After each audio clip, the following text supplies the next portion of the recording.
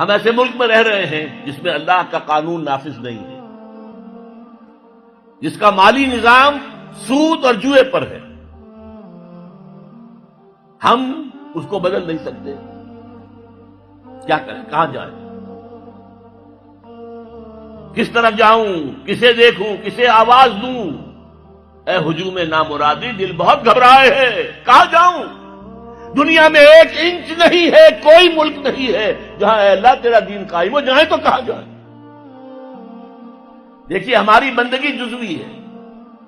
نمازیں ہم پڑھ رہے ہیں، روزے ہم رکھ رہے ہیں، مسجدیں عالی شان بنائی ہیں، مدرسے بھی بہت بڑے بڑے بن گئے ہیں، واقعتاً اس میں کوئی شک نہیں. لیکن سوال یہ ہے کہ اوپر جو چھت ہے وہ تو کافرانہ ہے. قانون تو اللہ کا نہیں ہے، کتاب و سنت کے احکام تو نافذ نہیں ہے. ہاں نماز ہے، روزہ ہے، حج ہے، زکات ہے. تو نماز اور روزہ تو ہندوستان میں بھی ہو رہا ہے.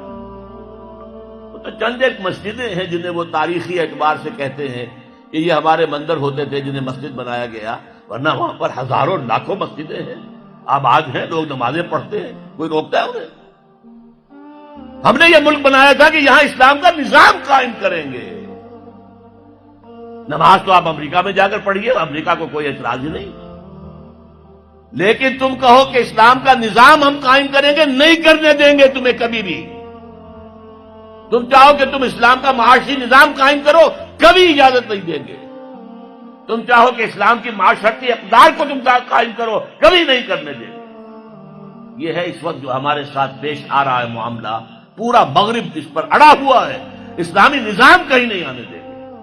ہاں نمازیں پڑھو، ہمیں کوئی اعتراض نہیں، روزے رکھو، تم روزے 30 کی بجائے 100 رکھو، ہمارا کیا لیتے ہو؟ تو اب ہم جو کفر کے تحت زندگی گزار رہے ہیں اور اس اعتبار سے اللہ کی نگاہ میں ہم کافر ہیں.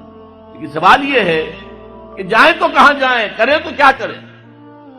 نظام کفر کا ہے. قرآن کہتا ہے وَمَن لَّمْ يَحْكُم بِمَا أَنزَلَ اللَّهُ فَأُولَٰئِكَ هُمُ الْكَافِرُونَ. جو لوگ قرآن کی، اللہ کی اتاری ہوئی شریعت کے مطابق فیصلے نہیں کرتے وہی تو کافر ہے. اور کافر کسے کہتے ہیں؟ اقبال نے کہا نا، بتوں سے تجھ کو امید ہے، خدا سے نو امیدی، مجھے بتا تو صحیح اور کافری کیا ہے؟ تمہاری ساری امیدیں امریکہ کے ساتھ وابستہ ہیں. وہ مسئلہ طے کرا دے، وہ یہ کرا دے، وہ کرا دے.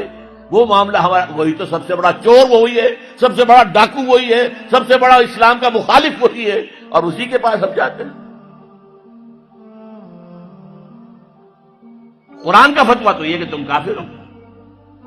ہاں انفرادی طور پر تم مسلمان ہو، اجتماعی طور پر قومی سطح پر تم کافر ہو. وَمَن لَّمْ يَحْكُم بِمَا أَنزَلَ اللَّهُ فَأُولَٰئِكَ هُمُ الْكَافِرُونَ. یہ 7واں رکوع ہے سورہ مائدہ کا. اور پھر فرمایا وَمَن لَّمْ يَحْكُم بِمَا أَنزَلَ اللَّهُ فَأُولَٰئِكَ هُمُ الظَّالِمُونَ. جو اللہ کے اتارے ہوئے قانون کے مطابق فیصلے نہیں کرتے وہی تو مشرک ہیں. اللہ کے حکم کو چھوڑ کے کسی اور کے حکم پر فیصلہ کر رہے ہو، اس سے بڑا شرک کیا ہوگا؟ اور تیسری مرتبہ فرمایا وَمَن لَّمْ يَحْكُم بِمَا أَنزَلَ اللَّهُ فَأُولَٰئِكَ هُمُ الْفَاسِقُونَ. وہی تو فاسق ہیں، فاجر ہیں، وہی تو سرکش ہیں، وہی تو باغی ہیں، وہی تو غدار ہیں اللہ کے، جو اللہ کی شریعت کے مطابق فیصلے نہیں کرتے.